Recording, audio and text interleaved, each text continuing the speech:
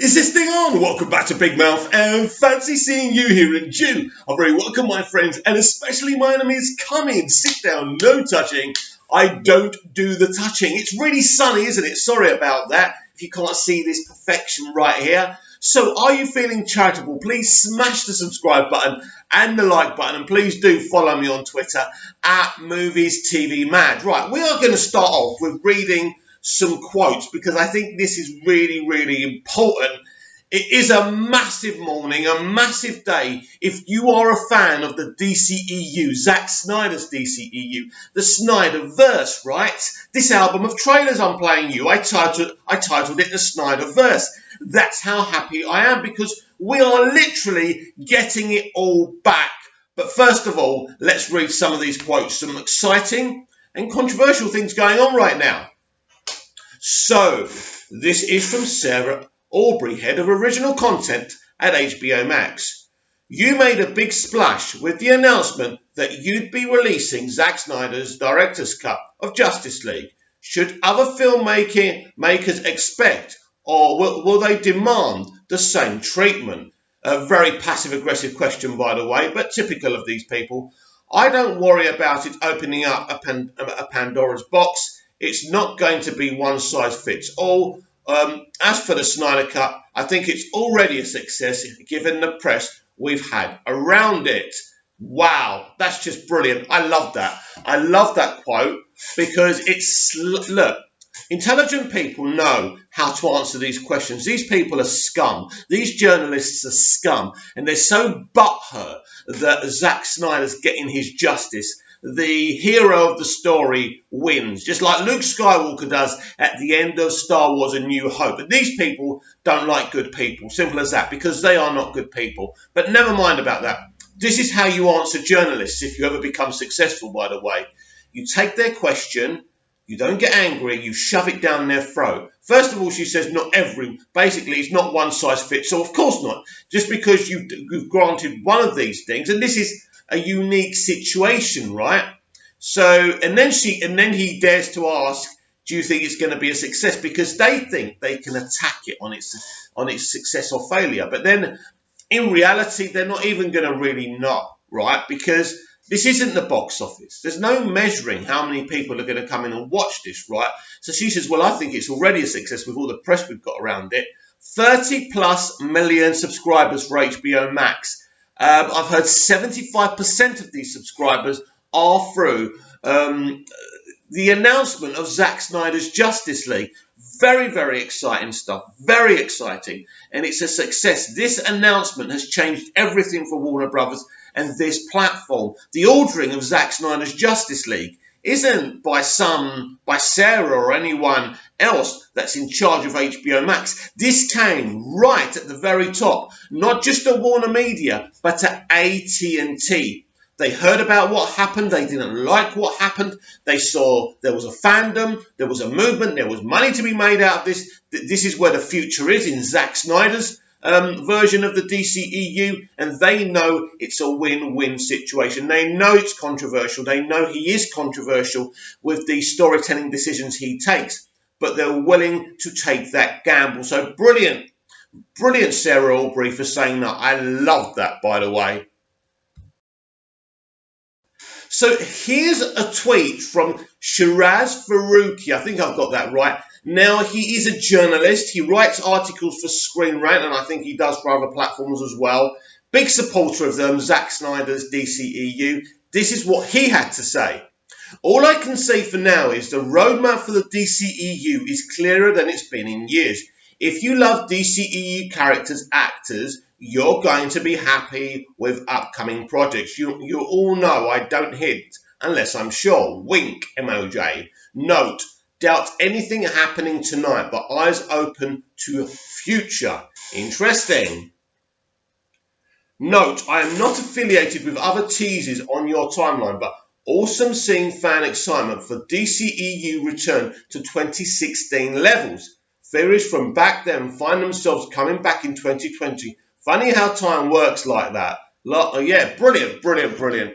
Wow. So basically, Faraz is hinting that we are getting back Zack Snyder's DCEU. And this is filtering down from a lot of people. As usual, Grace Randolph is there as well. But Grace Randolph only breaks stuff she's heard from about 100 people. She has no exclusive. No one. She gets stuff from other people. She gets stuff from other journalists. That's her sources. She's someone I wouldn't really... Basically, if she's your kid... If she's your queen, right? If you're going to do an analogy, Mick, get it bloody right. If she's your queen, then I feel sorry for your offspring. That's all I would say about that. Anyway, let's forget about Grace Randolph. Look, I'm not a fan. I admire her success and everything, but she's not a nice person, and I wish that members of this fandom would stop holding her up like some kind of trophy. You keep on getting evidence to the contrary, and, anyway, we move on to David Ayer. Now, originally, this was going to be front and centre on today's DCEU Daily, but there's just so much going on. Anyway, this is massive. So someone asked him about Robin being killed within the DCEU. And he said, this broke my timeline. John's changed it. So let's explain to you what this means if you haven't heard about it. Right. So in the comics, the Joker beats Jason Todd to death. Now, if I remember rightly, Harley helps, but she's not the killer. Right. Now, Zack Snyder confirmed about a year ago that it's not Jason Todd that's beaten to death by Jared Leto's Joker in the DCEU verse. It's actually Dick Grayson, which took me by surprise, and I didn't really know how to get my head around that. But anyway, so in the DCEU, it was always full. It was hinted at in BVS as well with the whole Robin costume, the joke's on you, ha ha ha, all that, right? So we always assume that Jared Leto's Joker, beat Dick Grayson to death within the DCEU, right? History of the franchise, right? So, yesterday, when a fan asked him about this, he said that Johns changed it.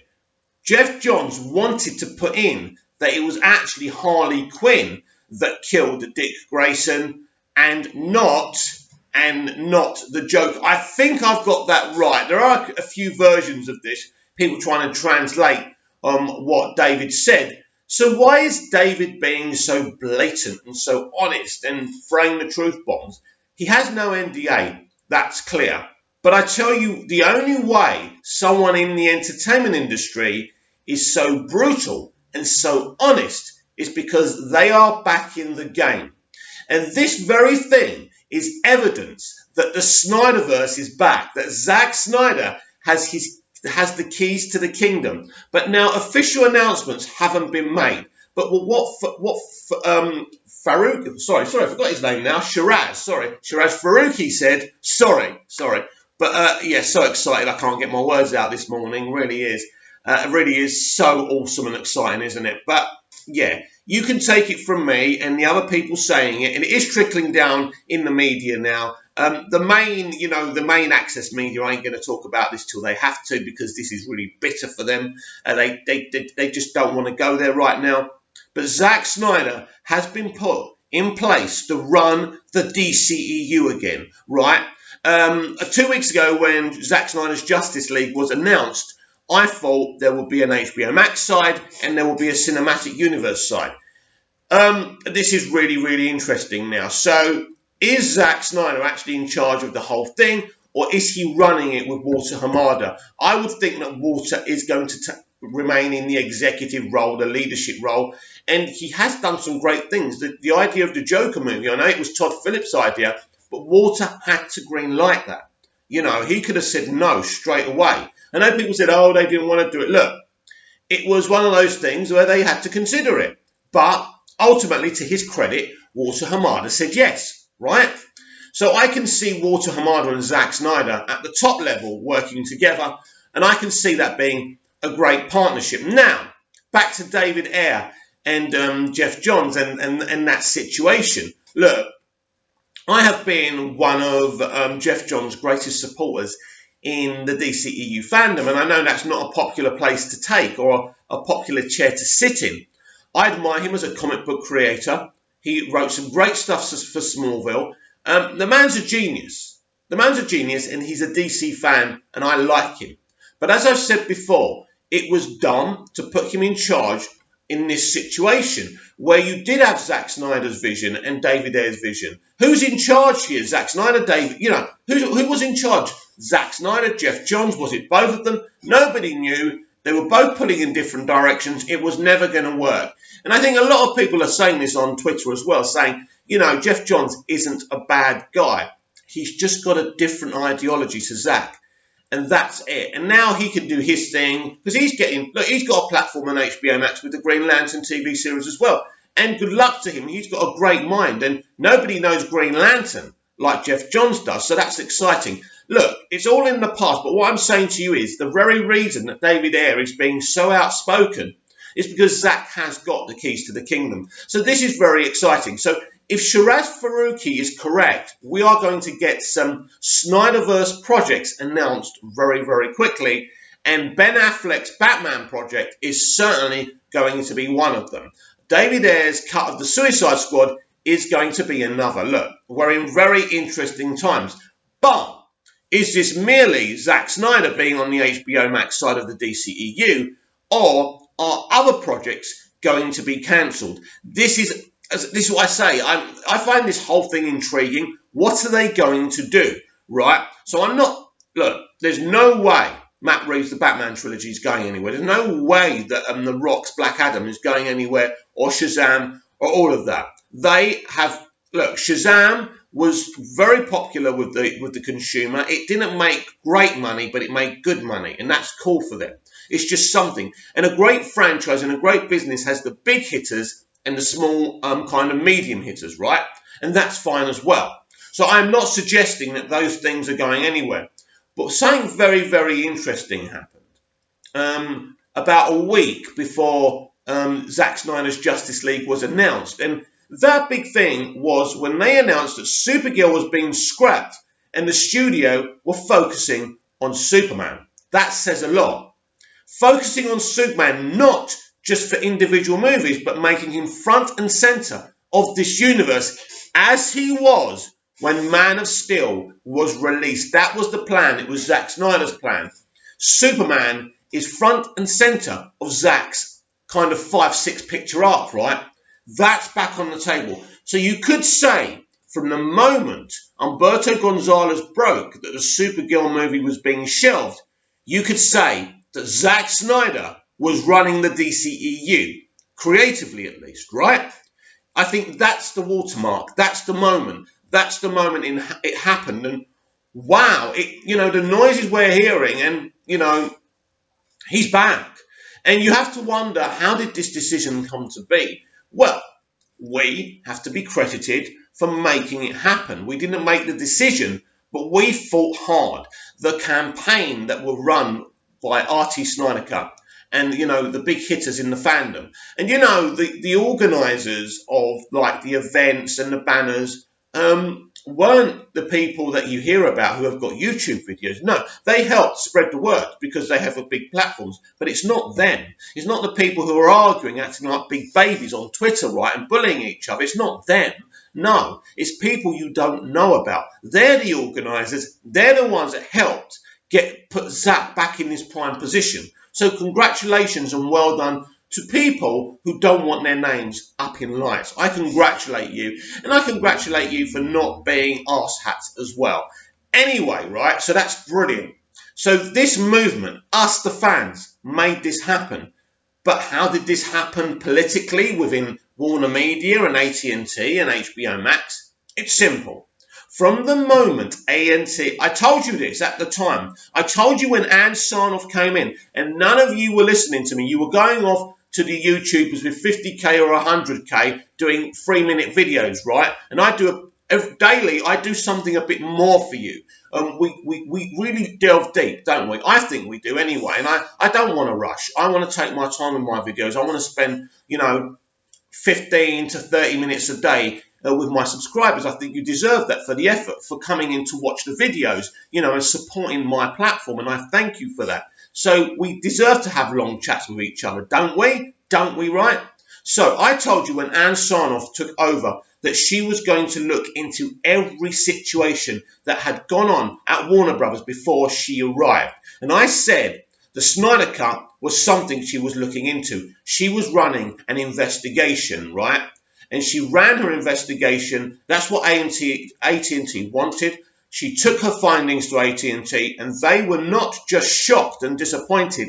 They were angry the way Zack Snyder was treated, and they wanted to reverse that action immediately. But negotiations had to be made, decisions had to be made, and there's people, big people involved at Warner Brothers that were trying to stop this from happening. So it was a power struggle, in the infancy of AT&T's ownership. But ultimately, AT&T are massive and huge, and they own Warner Media. They own Warner Brothers, so they can pretty much do what they want. But you do have shareholders to answer to, and there's different situations, and AT&T have spent a lot of money, and there's a lot of debt there, and they had to be careful. But they got their way, and as soon as they got their way, they went to Zack and they said, right, that vision, we know all about your vision, we've read about it, your plan, your art, you're putting it in place. I told you this was going to happen. I didn't know if he'd get the keys to the kingdom back. Nobody knew that. All we could do was fight. But I told you they were looking into it, right? Something else that your mate, Grace Randolph, hasn't told you, because all she wants to do is tell you what's not happening, right? Right? But at the end of the day, right, I'm a fan. You're fans. And we're fans together.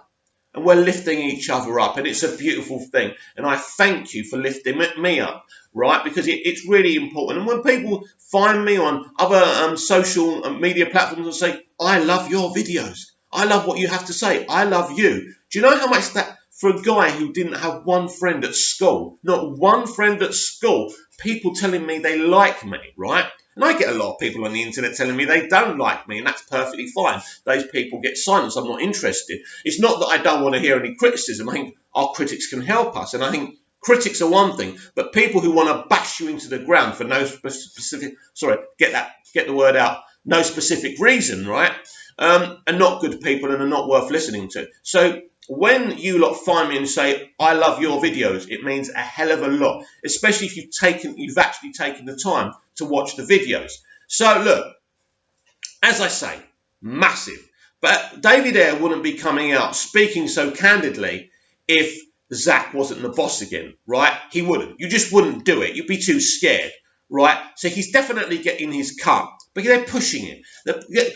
What all this is about now, release the haircut, this is about kind of making it as big as possible. So not just so we're interested, but so more of the mainstream audience are interested and they subscribe to HBO Max. So Release the Haircut, the Twitter account, also said, I think today, and I think they said tomorrow, but I think they meant today because obviously the Americans are on a different time platform than us. So, for example, when it's about 3 o'clock here in Cyprus, they're waking up for their morning coffee in America. So apparently, according to Release the Haircut, there is going to be a positive announcement for us all today. So that's really exciting, and we'll see what happens there. It might just be an event, and that's cool, but it could be the announcement that the haircut's been released. I think that announcement is coming.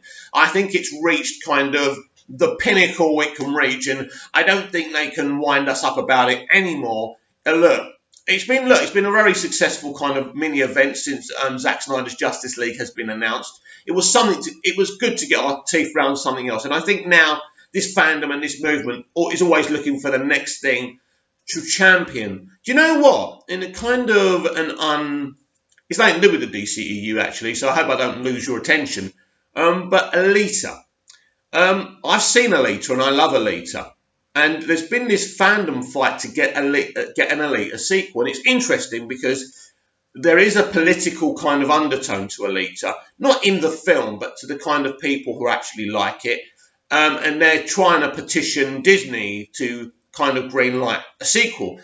And of course, this is interesting in a way because with what AT&T have done for Zack Snyder, and that's what we've just been discussing, Disney are under pressure to give these fans what they want. The problem is, it's the political undertones that are very problematic. And the only reason I'm talking about it is because someone who's part of our community was saying this should happen. There's no reason why it shouldn't. The reason is, it's politically problematic. But we shall see. I like Alita, and I would absolutely love to see a sequel. My final thought of today's DCEU Daily It is like we've gone back to 2016, or it's like 2016 was paused and someone's pressing the play button, right? And that's amazing. That's amazing. You know, we're going to get the continuation that we've been fighting for, what, 3 years or so now? It's been a really, really long journey. I just am happy that we're going back to the days where we can go back to being fans and consumers, rather than fighting and arguing and things like that. It was great, and we'll always stand up for Zack and the movement, and I always say anyone who's part of this fandom and anyone from outside who comes and attacks us, you know, I will defend those people, absolutely. But I think it is time now to become fans again. It's time to stop fighting with each other. I think these are beautiful announcements are going to come. Zack has got the keys to the kingdom again. And I think these are positive things. But unfortunately, some people just can't handle 100% positivity. So they have to argue with each other. They have to post stuff up. And what's even worse with these people arguing with each other and bullying each other, you know who you are. You get Zack involved as well. You go like Big Babies to Vero and things like that. It annoys me. And I ain't on nobody's side here. There's elements of, basically, sometimes you see one element of it and you think, yeah, they're in the right. Then you see another element of it and you think they're in the right. But we have all got what we wanted. You know, a really huge injustice has been put right. So instead of arguing with each other about stupid points and who was right and who was wrong, let me say this, and I'll never say anything about it again. A prediction was made that $40 million was needed to complete Zack Snyder's Justice League. It has now been confirmed that Zack Snyder is going to be getting many, many funds to complete Zack Snyder's Justice League. So this person was right. And you, the other person who were angry about what he was saying, was wrong. Let me be clear. I think you're both great guys. But now it's time to let it go. I even put a GIF of Frozen, let it go, right? Because it's getting pathetic now. Because let me tell you something, all the people that follow you both, well, they're kind of getting bored of it. And it is the people you've never heard of that hold up your platforms. Without them, you are nothing. You may not know their names, but they're getting fed up of you because they're telling me. They're getting bored of you bitching. We are now at a wonderful time. We never thought that Zack would be put back in charge of his vision for the DCEU. It's a beautiful thing. We dreamt about this day. So soak up the positive atmosphere, the positive aroma. Pop open the bubbly, whatever you do for fun. But stop hitting each other over the head. It's absolutely really boring. And this is not just me speaking, but it's a lot of people that follow your platforms. Just stop it. And if you want to argue with each other, find each other, go in a corner, social distance, and having a rooken if you want. But at the end of the day, you're boring us, you're being negative, you're both great people, but we're bored of your beef. Anyway, I want you to comment down below. Are you excited? Are you looking forward to these announcements that Zack Snyder's projects are ongoing with the DCEU? He has got the keys to the kingdom again. David Ayer's Suicide Squad, his vision of it is going to be announced and streamed on HBO Max. Who knows when? Zack Snyder's Justice League will be streaming on HBO Max next year.